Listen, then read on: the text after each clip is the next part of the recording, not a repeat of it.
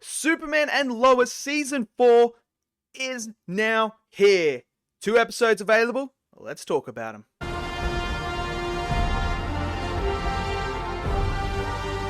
Okay, so the first 2 episodes of Superman and Lois, episode 4, Season 4 is now upon us.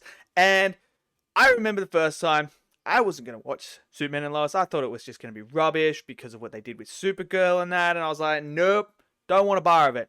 But then people were like, you should check it out. You probably like it. So I checked it out, and I was wrong about the show. I absolutely love this show. I think it's one of the best iterations of Superman in, the live action versions. Now, we finally got Season 4. It's finally here. Season 3 ended on a huge cliffhanger with Doomsday fighting Superman.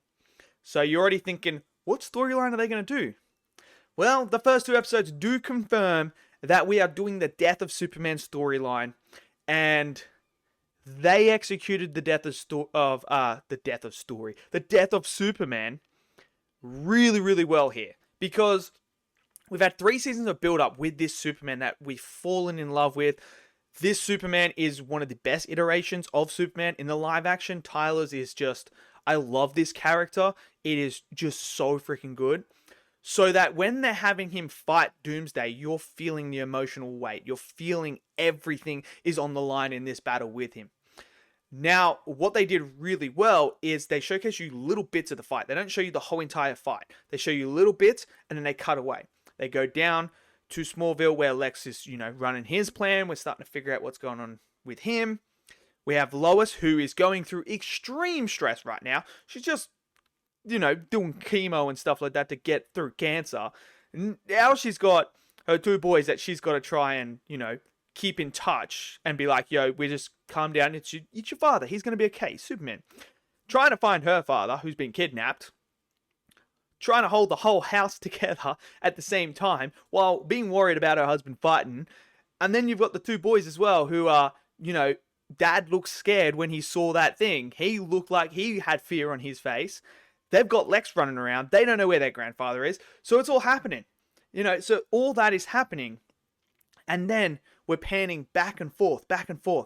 And then when Doomsday does bring Superman back, and he's there and then flies off with the heart, which I thought was a nice touch to take the heart out. I think that's a very interesting thing to do, but I'm excited to see where that's going to go, because it plays huge for a character later on in the episodes.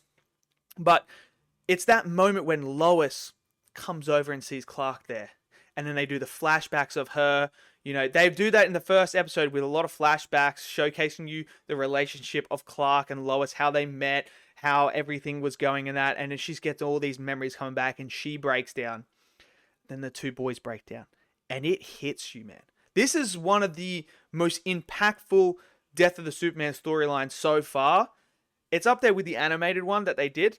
But this one was really, really executed well. And it hit me. I felt it. I was like, oh man, why am I starting to get upset here because Superman's dead? Like, I know this storyline. I've seen this storyline so many times, but it's because I'm so connected with the characters.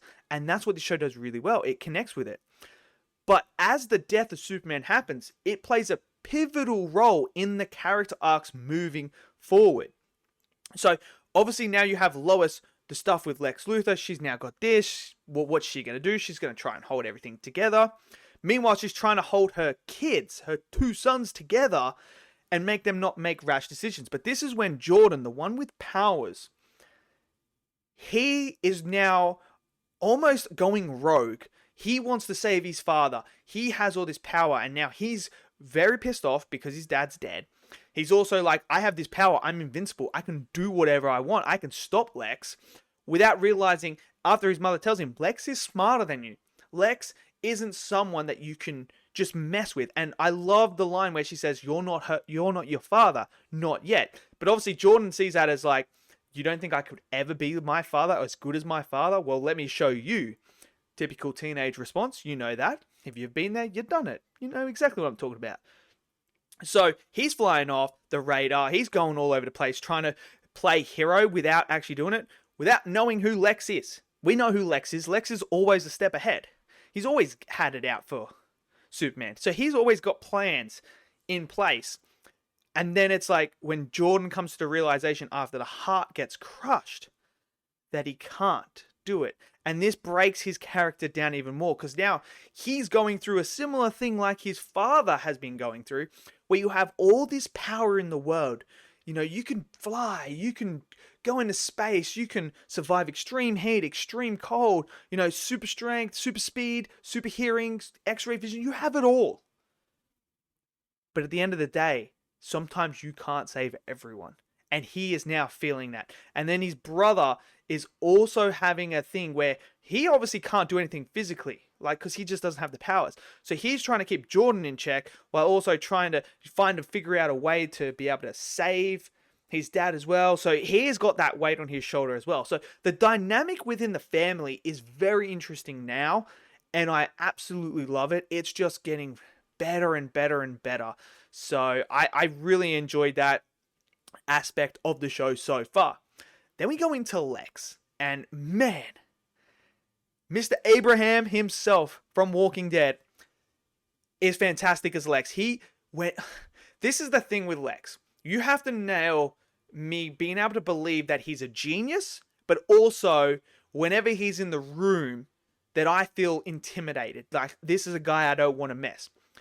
And this is the Lex that has that. You feel the cunning edge to him. You feel that this man has a plan all the time. It's always ticking up here. But when he's in the presence of characters, you just know this man is that character with the aura. He walks in and you're like, yeah, I don't want to mess with you. And I think that's fantastic. And they are shaping Lex up to be a very good villain here. You know, with the backstory, we know what happened, how this all unfolded, how he went to jail. And now he's coming for his revenge arc. And he is really going for it. And I'm very interested to see what his ultimate goal is now that Superman's out, where we go from there. That's going to be very telling. But so far, the first 2 episodes have been fantastic start. What a start to season 4. And I feel like it's only going to get better. And I'm very interested to see where we go with the Death of Superman storyline now. Because we've seen it so many times. Are they going to keep it traditional? Or are they going to verge away a little bit and do something unique and different? I don't know. Now that the heart is crushed, I'm very intrigued to see how this is all going to come about. I have a feeling someone's going to have to maybe sacrifice themselves and give up their heart. Could it be the grandfather? Potentially. I don't know. Is that what's going to happen? Are we going to see Superman's brother come back? I don't know. I don't know what's going to happen here. Obviously, this is the final season. So I'm very intrigued to see where we go. So let me know what you guys think of the first 2 episodes. Did you guys enjoy it? Smash it down in the comment section below. Smash that like button for me. Click subscribe. And I'll see you guys next video. Until then, stay safe and peace out.